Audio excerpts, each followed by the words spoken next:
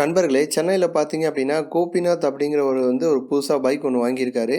புது பைக் வாங்கிட்டு தொடர்ந்து 2, 3 சர்வீஸ் ஷோரூம்ல பண்ணியிருக்காரு. அவருக்கு சர்வீஸ்ல ஒரு திருப்தி இல்ல அப்படின்னு சொல்லணும். ஏன்னா அவருக்கு ஏத்த மாரி சரியா சர்வீஸ் பண்ணி குடுக்கலங்கிற மாரி ஃபீல் பண்ணியிருக்காரு. தொடர்ந்து ஒவ்வொரு சர்வீஸ்லயும் அதே மாரி பிரச்சனை இருக்கு அப்படிங்கிற காரணத்தினால பார்த்தீங்கன்னா, அதன் பிறகு ஷோரூம்ல இருக்கக்கூடிய எம்ப்ளாயி கிட்ட இந்த மாரி கேட்டிருக்காரு. ஏன் இந்த மாரி பண்றீங்க அப்படின்னு ப்ராப்பரா ரெஸ்பான்ஸ் ஒண்ணுமே வரல.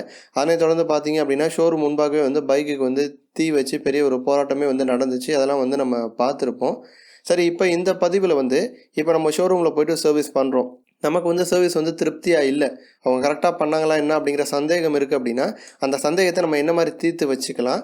அதே மாதிரி அவங்க சரியாக ரெஸ்பான்ஸ் பண்ணலை அப்படின்னா நம்ம என்னென்ன மாதிரி விஷயங்கள் பண்ணலாம் அப்படிங்கிறத பற்றி தான் இப்போ நம்ம பார்க்க போகிறோம். முதல் விஷயம் ஷோரூம் போகிறீங்க, சர்வீஸ் கொடுக்குறீங்க.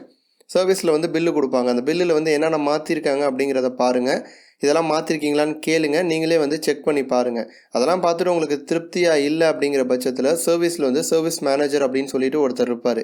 அவர்கிட்ட உங்களுக்கு என்ன சந்தேகமோ அதை கேட்டிங்க அப்படின்னா எல்லாத்துக்கும் அவர் விளக்கம் கொடுப்பாரு. ஒருவேளை அவர் ரெஸ்பான்ஸ் பண்ணுறது சரியில்லை அப்படின்னு ஃபீல் பண்ணுறீங்கன்னா ஷோரூம் மேனேஜர் அப்படின்னு சொல்லிட்டு ஒருத்தர் இருப்பார். ஷோரூம் மேனேஜர்கிட்ட நீங்கள் கம்ப்ளைண்ட் பண்ணலாம்.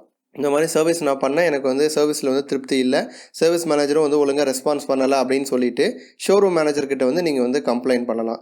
ஷோரூம் மேனேஜரும் ரெஸ்பான்ஸ் பண்ணலை அப்படிங்கிற பட்சத்தில் அடுத்த கட்டமாக பார்த்தீங்க அப்படின்னா டீலர் டேரெக்டாக ஓனர்கிட்ட நீங்கள் கம்ப்ளைண்ட் பண்ணலாம். உங்கள் எம்ப்ளாயிஸ் எனக்கு ப்ராப்பராக ரெஸ்பான்ஸ் பண்ணலை, சர்வீஸ் மேனேஜர்கிட்ட பேசினேன், அவரும் ரெஸ்பான்ஸ் பண்ணலை, ஷோரூம் மேனேஜர்கிட்ட பேசினேன், அவரும் ரெஸ்பான்ஸ் பண்ணலை அப்படின்னு சொல்லிட்டு ஓனர்கிட்ட பேசும் பட்சத்தில் கண்டிப்பாக பிரச்சனை அதே லெவலில் முடிச்சிருவாங்க. உங்களுக்கு சரி பண்ணி கொடுத்துருவாங்க.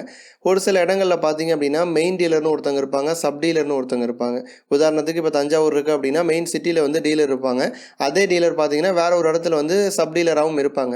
அப்போ சப் டீலர்கிட்ட பிரச்சனை அப்படின்னா மெயின் டீலருக்கு டேரெக்டாக கான்டாக்ட் பண்ணி உங்கள் டீலர்கிட்ட இந்த மாதிரி எனக்கு ரெஸ்பான்ஸ் பண்ணலை அப்படின்னு சொல்கிறீங்கன்னா கண்டிப்பாக ஆக்ஷன் எடுப்பாங்க. பிரச்சனை அப்படிங்கிறது இதுக்குள்ளே நமக்கு முடிஞ்சிடும். நீங்கள் என்ன சந்தேகம் கேட்டாலும் அவங்க சொல்லுவாங்க. விளக்கம் கொடுக்காத பட்சத்தில் ஓனர்கிட்ட பேசினாலே ப்ராப்ளம் முடிஞ்சிடும்.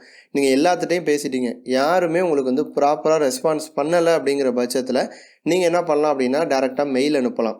இப்போ உதாரணத்துக்கு எந்த நிறுவனமாக இருந்தாலும் சரி, hero, Honda, TVS, Bajaj, Yamaha, Suzuki, எந்த நிறுவனமாக இருந்தாலும் சரி, இந்தியாவுக்குன்னு ஒரு ஹெட் இருப்பாங்க.